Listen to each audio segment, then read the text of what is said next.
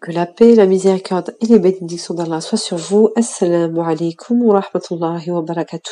On continue la troisième sourate de la louange, la sourate Al-Kahf, la numéro 18. Et Allah nous dit, Alhamdulillahi alladhi anzala ala abdihi al-kitaba wa lam yaj'al lahu 'iwaja. Louange à Allah qui a fait descendre sur son serviteur Mohammed le livre, alayhi salatu wassalam, et il n'y a un point introduit de tortuosité. On va méditer justement, on va remercier Allah subhanahu wa ta'ala de nous avoir permis de pouvoir lire sa parole, de pouvoir entendre sa parole à travers ce livre, à travers le Coran al-Karim, et à travers ce livre justement on va avoir les empreintes de nos prophètes alayhim salam qui vont laisser leur empreinte, qui vont nous montrer le chemin qui va vers Allah subhanahu wa ta'ala, et ils vont nous aider à cheminer justement, à patienter dans l'épreuve. Et on voit aujourd'hui justement dans cette sourate Al-Kahf les trois enseignements que Al-Khidr va donner à Moussa alayhi salam lorsqu'il va aller sur le bateau et qu'il va casser.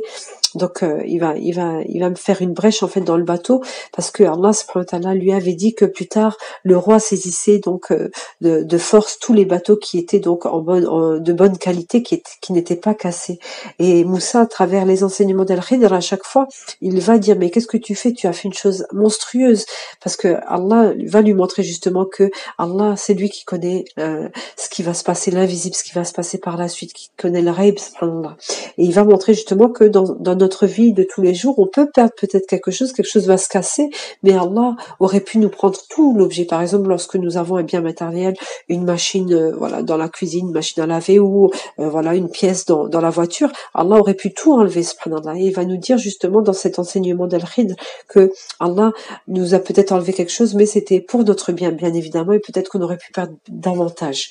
La deuxième chose, Al-Khidr il va prendre l'âme d'un enfant, car Allah subhanahu wa ta'ala lui avait dit que cette âme-là aurait fait du tort à ses parents. Et ça, encore une fois, Allah nous montre qu'il est celui qui connaît donc ce que nous ne pouvons pas savoir. Il connaît les choses du futur. Et on voit également comment donc subhanallah, si nous perdons quelque chose dans cette dunya, et ben Allah nous dit que Allah nous donnera meilleur par la suite. Et la dernière des choses, lorsqu'ils vont reconstruire donc le mur qui était cassé, on le voit à travers cette histoire-là, que Allah, donc ils vont protéger en fait le trésor qui était resté pour les orphelins. En fait, il y avait un homme pieux, et Al-Khidr va être envoyé avec Moussa alayhi salam pour reconstruire le mur là, pour que les gens ne puissent pas prendre donc le bien qui sera réservé plus tard pour les orphelins. Allah nous montre que dans le futur, eh bien, les biens que nous allons faire, Allah va nous protéger ces biens-là et les donner, donc soit nous les rendre, soit les donner pour nos descendants, ou voilà, pour tout ce que nous avons construit dans cette vie-là, subhanahu wa ta'ala, Allah va nous les protéger. Et à travers ces trois enseignements d'Al-Khidr, on voit que si nous perdons quelque chose, nous perdons une chose, nous perdons un proche, Allah va nous donner toujours mieux par la suite.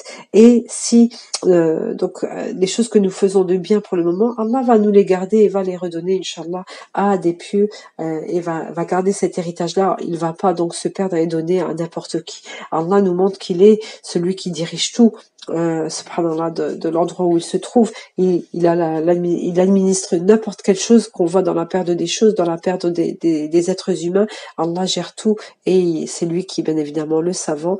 Nous allons méditer, remercier, nous adressons nos louanges à Allah subhanahu wa ta'ala qui nous a fait descendre ce livre et qui nous a aidés à patienter dans l'épreuve. Amin, amin, ya rabbil alamin. Allahumma a'inni ala dhikrika wa shukrika wa husni ibadatik. Assalamu alaikum wa rahmatullahi wa barakatuh.